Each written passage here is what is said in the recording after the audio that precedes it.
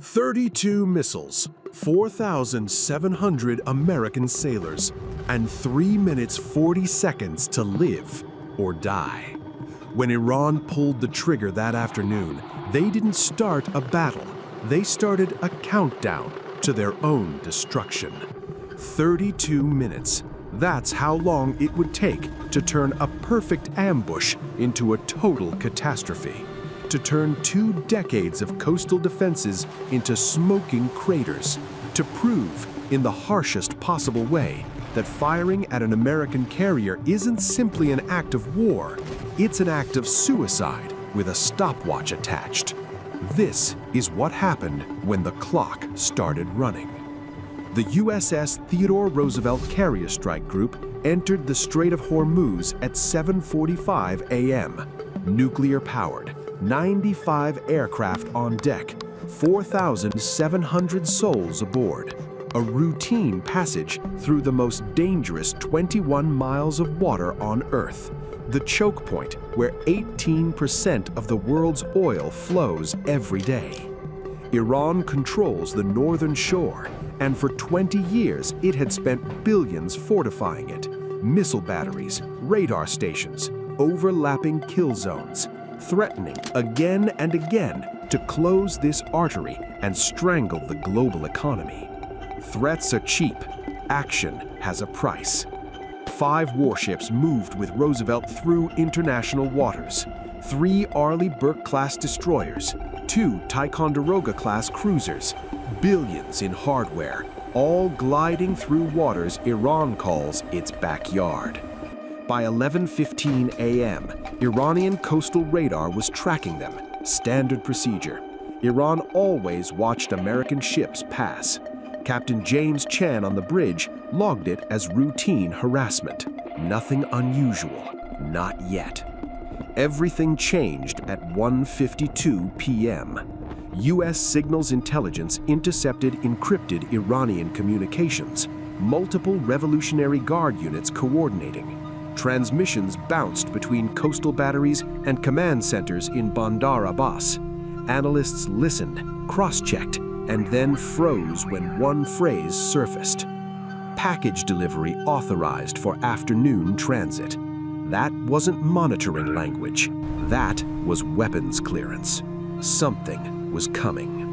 At 2:18 p.m., 7 Iranian coastal missile batteries spread across 85 kilometers of shoreline shifted to elevated alert. Radar active, launch systems powered. The electronic signature didn't whisper, it screamed hostile intent. U.S. 5th Fleet headquarters in Bahrain blasted the warning across all frequencies. Captain Chen didn't hesitate. All ships, general quarters, Air Defense Condition 1. This is not a drill. Iranian missiles may be incoming. Alarm klaxons shrieked through 5 warships. 4,700 sailors sprinted to battle stations.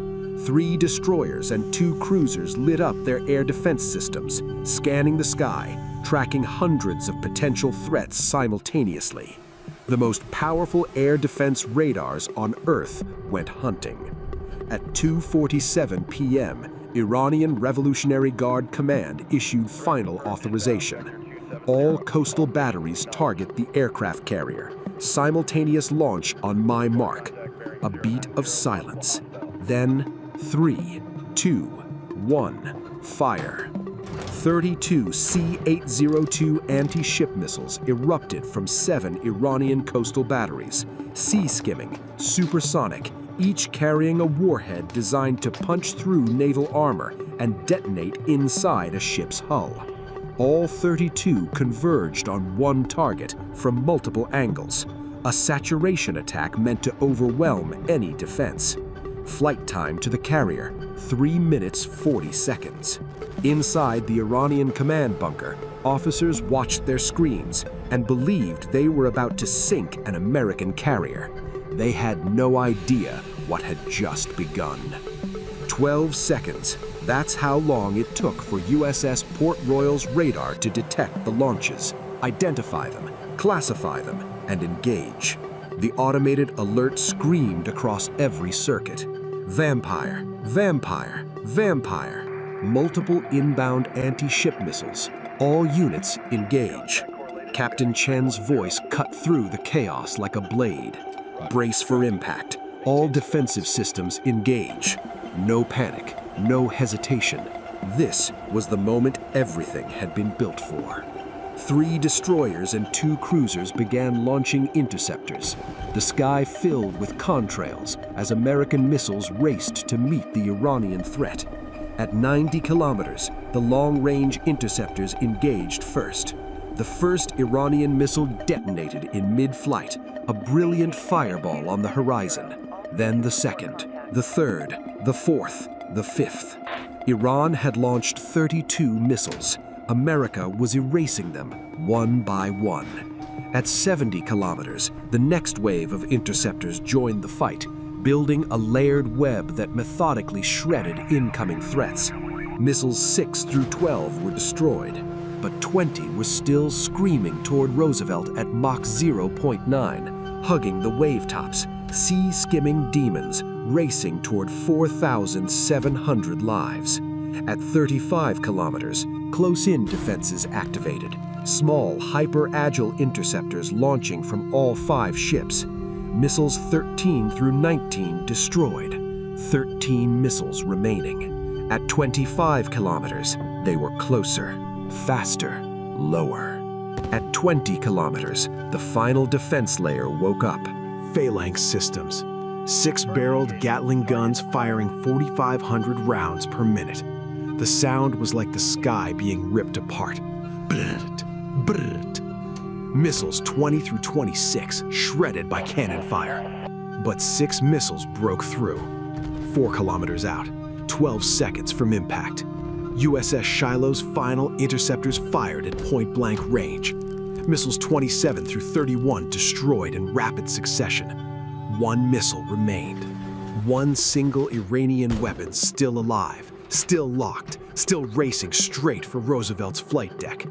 7 seconds from killing hundreds of sailors and delivering the U.S. Navy its worst loss in generations. 4,700 people held their breath. USS Port Royal's phalanx system engaged. The gun captain's hand was steady on the trigger.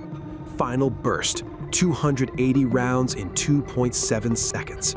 The last Iranian missile disintegrated 650 meters from the carrier. Metal fragments splashed harmlessly into the Persian Gulf. All 32 missiles destroyed. 0 hits, 0 casualties. Roosevelt was untouched. Captain Chen's voice came through, calm, cold. Threat neutralized, all missiles destroyed. Roosevelt is secure. Then, without pause, now we respond. Because while those missiles were still in the air, while Iranian commanders stared at their screens and prayed for American deaths, U.S. Central Command had already authorized the counterstrike. Not just against the 7 batteries that fired, against every Iranian installation involved in the attack. 17 bases, total elimination. The retaliation began while debris from the last Iranian missile was still falling into the water. 112 Tomahawk cruise missiles launched from 4 American warships. Vertical launch cells opening in sequence, missiles streaking toward the Iranian coast. Iran had fired 32 missiles. America was responding with 327 weapons. The carrier they had tried to sink was now launching the aircraft that would obliterate their infrastructure. USS Florida, an Ohio-class submarine, positioned 60 miles offshore, fired 72 Tomahawks from underwater, missiles breaking the surface, engines igniting, climbing into the sky like judgment. 2 U.S. Air Force B-1B Lancers orbiting over the Gulf of Oman received updated targeting. You are cleared hot. Eliminate all Revolutionary Guard facilities within 90 kilometers of the strait. Each bomber carried 48 precision-guided weapons. Electronic warfare aircraft reached the Iranian coast first. Active jamming commenced. Iranian air defense radars blinded. SAM systems unable to lock targets. Iran's defenses went dark before they even understood what was coming. The first wave of Tomahawks reached the coast 8 minutes after launch. The 7 coastal missile batteries that fired at Roosevelt were struck simultaneously. Launch vehicles destroyed, command trailers obliterated, entire batteries erased. Within 75 seconds, 20 years of Iranian coastal defense construction was reduced to wreckage. Fighter jets followed with anti-radiation missiles, homing on Iranian radar emissions like heat-seeking predators. 9 early warning radar stations along the coast exploded. Radar dishes shattered, control buildings collapsed. Iran's eyes along the Strait of Hormuz went blind. The second wave of Tomahawks struck Iranian command bunkers. Revolutionary Guard Coastal Defense Command near Bandar Abbas, the headquarters that authorized the carrier attack, was hit by 11 Tomahawks. Bunker penetrated. The men who ordered the strike were buried under their own headquarters. Ammunition storage facilities erupted in chain reactions, massive fireballs visible from space. Seismic sensors in Bahrain registered the detonations. Thousands of anti-ship missiles destroyed in storage, missiles that would never threaten another ship. Then the B-1B bombers arrived. 96 precision-guided bombs released. Bandar Abbas Revolutionary Guard Naval Facility, the main hub coordinating the carrier attack, was hit with 22 bombs. Headquarters flattened, barracks destroyed, pier facilities collapsed. 11 Revolutionary Guard patrol boats sank at their moorings. Over the next minutes, Kesh Island Naval Facility, Larak Island Base, and Abu Musa Installation and the Kish Island Military Complex were systematically struck and destroyed. The submarines' Tomahawks reached deeper inland targets, Revolutionary Guard command facilities coordinating Persian Gulf operations, intelligence centers monitoring naval movements, logistics hubs supplying coastal batteries, warehouses burned, supply chains severed. At 3:19 p.m., the operation was complete. 32 minutes after Iran fired its first missile, the battle was over. Iran had fired 32 missiles. America had responded with 327 weapons. All 32 Iranian missiles destroyed, 0 damage to Roosevelt, 4,700 sailors safe.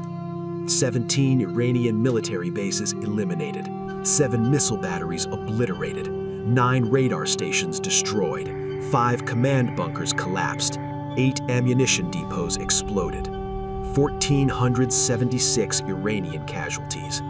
The carrier strike group completed its transit, never slowed, never diverted. 32 minutes. That's what it cost Iran to learn a lesson the ocean has taught for generations. American carriers don't sink. They just mark the coordinates for what comes next.